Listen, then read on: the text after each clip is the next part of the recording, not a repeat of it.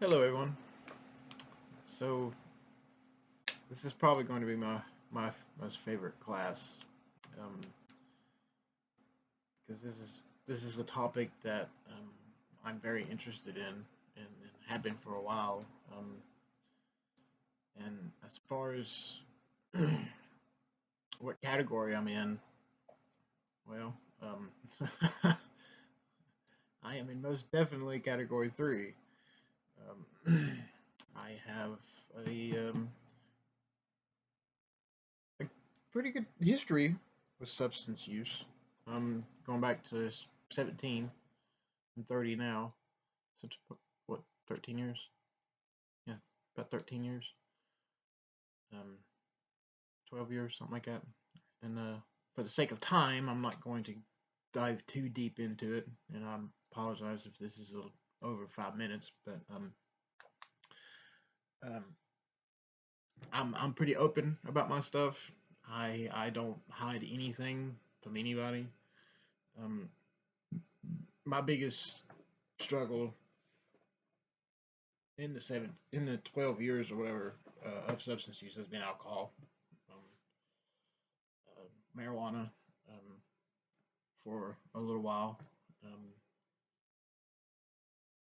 benzos, um, pain pills. I guess it'd be easier to say the substances I haven't tried. And I laugh, but I mean you gotta laugh to keep from crying, I guess. But the only substances that I really did have a major problem with, and I am in active recovery. Actually, I've got my little Celebrate Recovery bracelet on. Although I don't go to Celebrate Recovery anymore, because it just wasn't necessarily in line with my beliefs, faith faith beliefs. But I still wear the bracelet because it just kind of reminds me to watch myself. Um, I'm completely sober and good now. Um, I had my last little wake up call in March, April, and May of this year, ending in May of this year. Um, it was a pretty tough time. I have been hospitalized twice due to drug and alcohol induced psychosis with suicidal ideation. Um, Probably should have been hospitalized several more times. Um, this past experience in May, early May, May 5th to be exact, um, was the worst. I somehow managed to not become um, involuntarily committed. I don't know how, but ever since then, I have been on a upward swing more so than I have in the entire 12 years. Um, and I think there's reasons for that. Um, that again, it would take too long for me to dive deeper into. Um, this video would be 30 minutes to an hour probably. Um, with my views on certain substances, so like I say I'm sober now, and I am. I went 2 months, June, July of this year, um, without any substances, any alcohol, anything except for tobacco. Um, and I really wanted to try to be that guy of like anti-alcohol, anti-everything, completely just sober. But that's I had to come to terms with, okay, that's not really me either, because I have to. I'm a pretty sociable fellow. I like to go out and do things with people, and unfortunately, alcohol, especially alcohol, is just so big in our society now. It's just the norm. So I decided, well, okay, I'm not going to be completely alcohol free, but my relationship with it has gotten significantly better. Um, I don't feel like I have to drink anymore. I don't feel like I'm drinking to run away from anything. I've faced everything head on, and I've got this. I'm even off all prescription medicines now, since my last episode in May, and I hope to stay that way. It takes a an incredibly difficult self care regimen to maintain that. You know, I practice yoga and meditation as much as I can, exercise, diet, supplementing, you know, mindfulness. Those areas have been the biggest help for me personally. Um, and right now with doing internship and work and school and I live alone, taking care of everything and my health, and it's a lot. So I'm hoping to maintain where I'm at right now.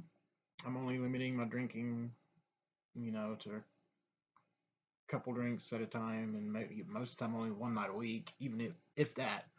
Sometimes I don't even do that.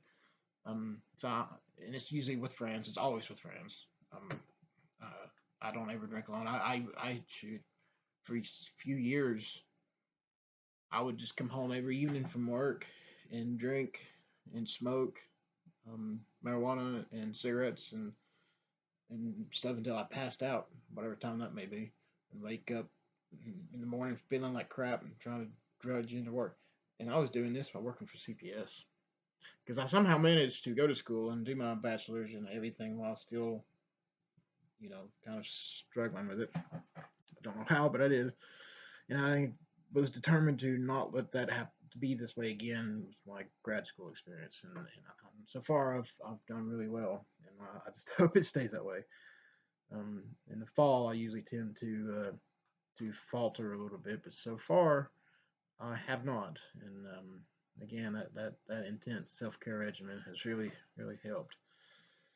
Um, but now I say all this, I'm a big believer in harm reduction, and I am a believer that certain substances are medicinal. Um, I was an everyday smoker of marijuana for a while, and I don't do that at all anymore. Everybody that I know smokes it almost daily, and and I don't. I can't. And it's not that I have anything against it. For some reason or another, when I first started using marijuana, it really did help. It controlled my, you know, it did wonders, you know. But all of a sudden it changed. It turned on me, and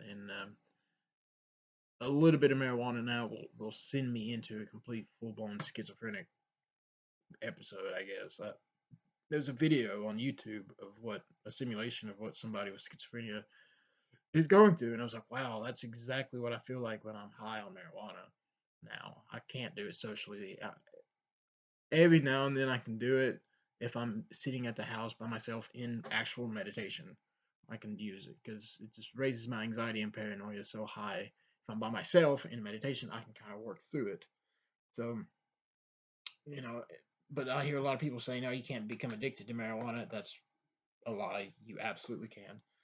And it's funny that that Dr. St. Jean mentioned, you know, indigenous people using certain substances like ayahuasca and peyote and even psilocybin um, as medicines and stuff. I absolutely 100% agree with that. And I believe that certain substances like DMT or um, LSD, even psilocybin, have significant powers in treating other addictions such as alcohol. There's a lot of studies out there right now, and it's ramping up, and it's getting more and more well known that these substances, if used correctly, under the guidance of somebody, can have tremendous benefits on our health, our mental health.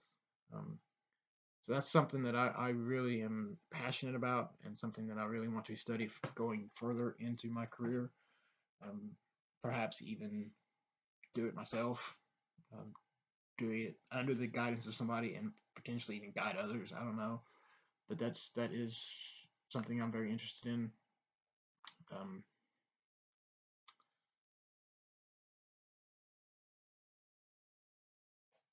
I think this is the area that calls to me the most. This is I got into social work for several reasons, but I didn't really know why. There was always something saying, "Oh, you just got to keep going. You'll figure it out." And I think that working with substance use and addictions in general is where I need to be. That's where I want to be. Um, I'm good now. Like I said, yeah, I'm still fine. So I'm excited to even get even stronger and to work with other men and women, younger men that and women that are struggling. Um, so I'm looking forward to this class, and I'm seeing what it takes us. Sorry, it was 10 minutes. I condensed it as much as I could. I could go on a lot deeper, but I won't. Thank you guys.